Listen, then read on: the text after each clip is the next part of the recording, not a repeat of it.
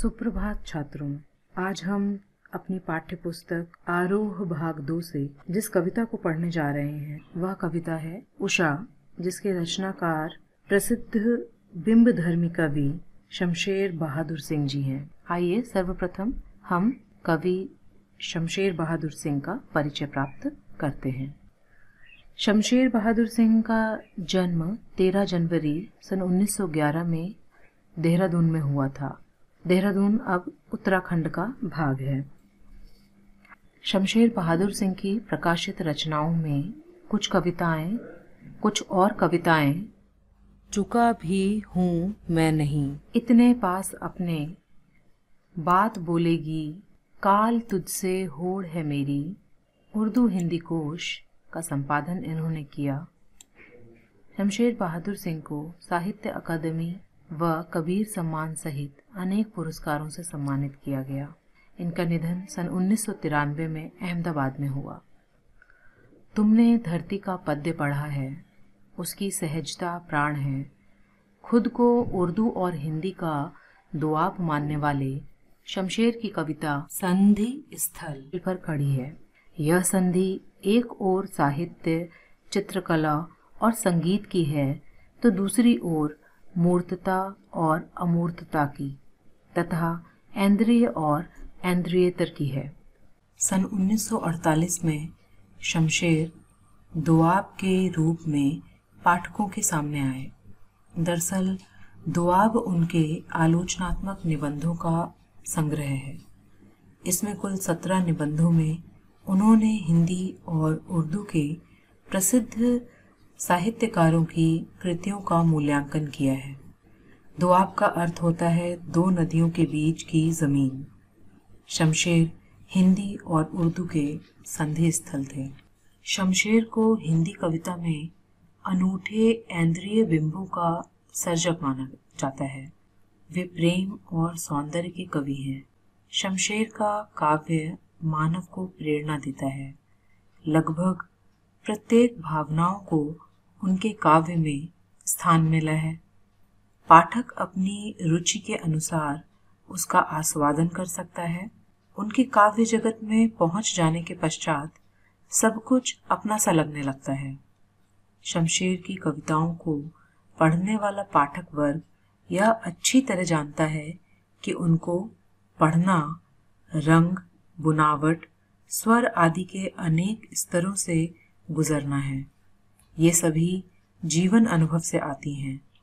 शमशेर का सहृदय पाठक जब इंद्रियों से परे इन सर्जनात्मक स्तरों पर पहुंचता है तब वह कल्पनात्मक और कलात्मक ऊंचाइयों पर पहुंचने की उपलब्धि से प्रसन्न होता है। शमशेर का प्रयास यही रहा कि हर चीज की, हर भावना की अपनी भाषा है। वही कलाकार से बात करती है और उसी से कलाकार सीखता है। इलियट, एज़रा पाउंड तथा उर्दू का प्रभाव उनकी कविता में साफ देखा जा सकता है। वे सौंदर्य बोध की सूक्ष्मता के कवि हैं।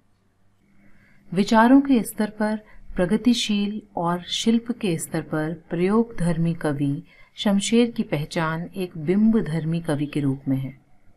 उनकी यह बिंबधर्मिता शब्दों से रंग, रेखा, स्वर और कूची की अद्भुत कशीदाकारी का मादा रखती है।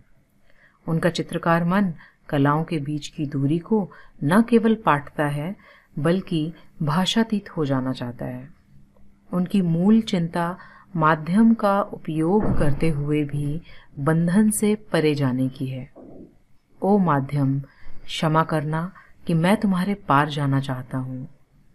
कथा और शिल्प दोनों ही स्तरों पर उनकी कविता का मिजाज अलग है। शमशेर प्रयोगधर्मी कवि हैं। 1951 के दूसरा शतक के वे कवि रहे हैं, इसीलिए उनमें शिल्पगत विविधता प्राप्त होती है। कविताओं के साथ में उन्होंने गज़लें भी लिखी। गज़लों में तीखी व्यंग योजना भी है। वे हिंदी उर्दू की दीवार तोड़ते चलते हैं।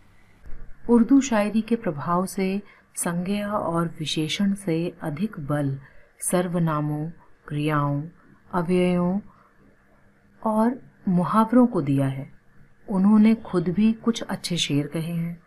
सचेत इंद्रियों का यह कवि जब प्रेम, पीड़ा, संघर्ष और सृजन को गूंथ कर कविता का महल बनाता है तो वह ठोस तो होता ही है, अनुगूंजों से भी भरा होता है। वह पाठक को न केवल पढ़े जाने के लिए आमंत्रित करती है बल्कि सुनने और देखने को भी आमंत्रित करती है। प्रयोगवादी कविता जो कि 1943 से प्रारंभ हुई थी, कविता शिल्प संबंधी बहुत से प्रयोग लेकर के आई। नए बिंब, नए प्रतीक, नए उपमान कविता के उपकरण बने। यहाँ तक कि पुराने उपमानों में भी नए अर्थ की चमक भरने का प्रयास प्रयोक्ता कवियों ने किया। अपना आस पड़ोस कविता का हिस्सा बना।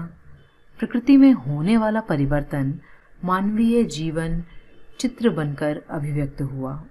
प्रस्तुत कविता उषा सूर्योदय के ठीक पहले के पल पल परिवर्तित प्रकृति का शब्द चित्र है। शमशेर ऐसे बिंबधर्मी कवि हैं जिन्होंने प्रकृति की गति को शब्दों में बांधने का अद्भुत प्रयास किया है। यह कविता भी इसका उदाहरण प्रस्तुत करती है। कवि भोर के आसमान का मूक दृष्टा नहीं है, वह भोर की आसमानी गति को धरती के जीवन भरे हलचल से जोड़ने वाला सृष्टा भी है। शमशेर की कविताओं में कहीं प्रश्नाकुल जिज्ञासा है। अपने चित्रों को बनाने में वे अनेक रंगों का प्रयोग करते हैं। रंग कई हैं पर एक भी चटकीला नहीं है। सब मटमैले, धुंधले, सांवले, उदास, कहीं गुलाबी, कहीं कत्थई।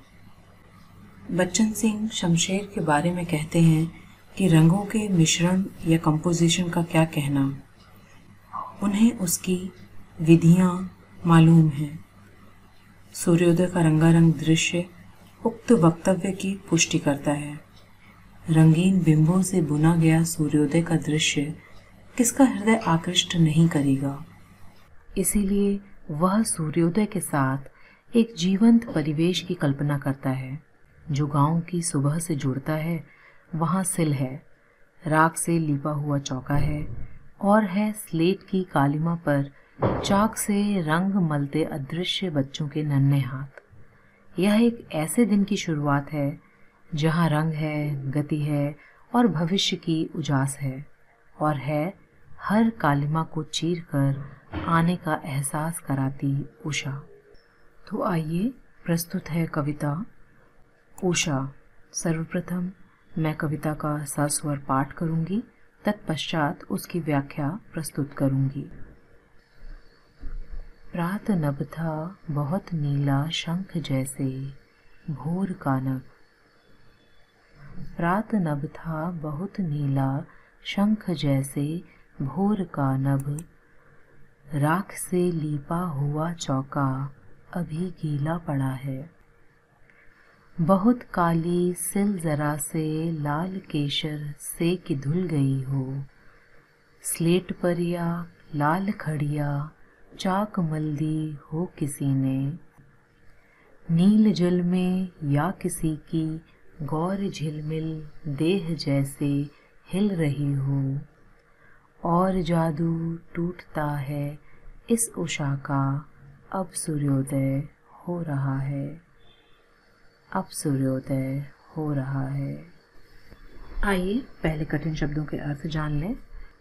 यहाँ भोर से तात्पर्य प्रभात से है, नभ से तात्पर्य आकाश से है, चौका रसोई बनाने का स्थान। इस काव्यांश में कवि ने सूर्योदय के पहले के वातावरण का सुंदर चित्र उकेरा है। प्रातःकाल का दृश्य प्रस्तुत करते हुए कवि कहते हैं कि इस समय आसमान बहुत ही नीला है और उसकी छवि शंख जैसी लग रही है। शंख पवित्रता का एहसास कराता है। शंख जैसे भोर का नभ से तात्पर्य है कि वह भोर का नभ पवित्र दिखता है। कहीं कहीं पर यह नीलापन हल्का होकर राख के रंग जैसा हो गया है, मानो किसी स्त्री ने तुरंत अपने रसोई घर को राख से लीप दिया हो। लीपा हुआ चौका अभी गीला ही पड़ा है। आपने भी देखा होगा कि भोर का नभ सफेद व नीले रंग से मिश्रित दिखाई देता है। प्रातः काल में ओस की नमी भी होती है, इसीलिए कवि ने यहाँ लीपे हुए चौके को गीला बताया है, क्योंकि वातावरण में भी नमी होती है। यहाँ शंख जैसे में उपमा अलंकार है। राख से लीपा हुआ चौका, इस पंक्ति से ग्रामीण परिवेश सजीव हो उठता है। कवि ने नए उपमानों का प्रयोग किया है, जैसे नीला शंख, यह उपमान है। राख से लीपा हुआ चौका, यह भी उपमान है।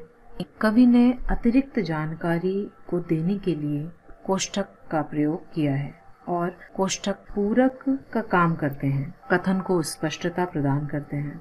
बहुत काली सिल जरा से लाल केशर से की धुल गई हो, स्लेट पर या लाल खड़िया चाक मल्दी हो किसी ने। यहाँ काली सिल से तात्पर्य मसाला पीसने वाला काला पत्थर। केशर एक प्रकार का विशेष फूल होता है जो कि केवल जम्मू कश्मीर में ही पाया जाता है। स्लेट से तात्पर्य, आपको याद होगा कि आपने अपने बचपन में स्लेट पर खड़िया से लिखा होगा। लाल खड़िया एक प्रकार की चौक होती है। मलने से तात्पर्य लगा देने से है। कवि कहता है, सूर्य जैसे जैसे ऊपर उठता है वैसे वैसे सूर्य की लालिमा आसमान में फैलने लगती है। ऐसा लगता है कि काली रंग की सिल पर किसी ने लाल केसर को पीसा हो और फिर उसे धो दिया गया हो। कालिमा और लालिमा मिल करके एक नया रंग विधान रचते हैं। ठीक वैसे ही जैसे आप चित्रकारी करते समय दो रंगों को मिला करके कोई नया रंग बना लेते हैं। काली सिल पर लाल केसर सूरज की लाली के समान लगते हैं। आकाश ऐसा लगता है मानो काली स्लेट पर किसी बच्चे ने लाल खड़िया मल दी हो। अंधेरा काली स्लेट के समान व सुबह की लालिमा लाल खड़िया चाक के समान लगती है। यहाँ बहुत काली सिल ग्रामीण परिवेश की परिचायक है। पूरे काव्यांश में उत्प्रेक्षा अलंकार है। काली सिल अंधेरे से युक्त आसमान है।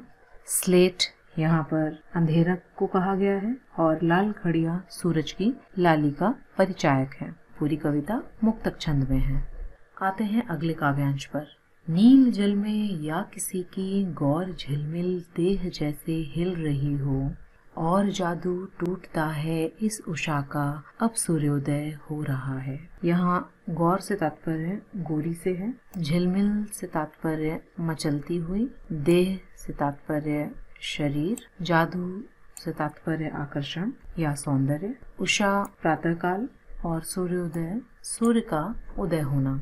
इन पंक्तियों में कवि भोर के हर क्षण परिवर्तित होने वाले दृश्यों का वर्णन करता है। वह कहता है कि सूर्योदय के समय आकाश में गहरा नीला रंग छा जाता है। सूर्य की सफेद आभा दिखाई देने लगती है। ऐसा लगता है मानो नीले जल में किसी गोरी सुंदरी का प्रतिबिंब झिलमिला रहा हो। यहाँ सूर्य गतिशील है और कुछ समय बाद सूर्योदय हो जाता है तो उषा के विभिन्न दृश्य जो कवि ने स्थापित किए थे वे अदृश्य होने लगते हैं। ऐसा लगता है कि सुबह का जादुई प्रभाव अब समाप्त हो रहा है। उसका प्राकृतिक सौंदर्य अब धीरे धीरे क्षीण होने लगा है, क्योंकि सूर्य की किरणों से आकाश में छाई लालिमा समाप्त हो जाती है। पूरी कविता में बिंब प्रस्तुत किया गया है। मैंने बिंब के बारे में आपको पहले भी बताया था। 5 प्रकार के बिंब होते हैं: दृश्य बिंब, श्रव्य बिंब, स्पर्श बिंब, घ्राण बिंब और स्वाद्य बिंब। यहाँ दृश्य बिंबों का कवि ने भरपूर उपयोग किया है। माधुर्य गुण है। हिल रही हो में उत्प्रेक्षा अलंकार है। भाषा सरल और सहज है। मुक्तक छंद है। संपूर्ण कविता में सूर्योदय का गतिशील वर्णन हुआ है। नीले जल को नीला आसमान माना गया है। झिलमिलाती गोरी देह जो है वह सूरज का परिचायक है।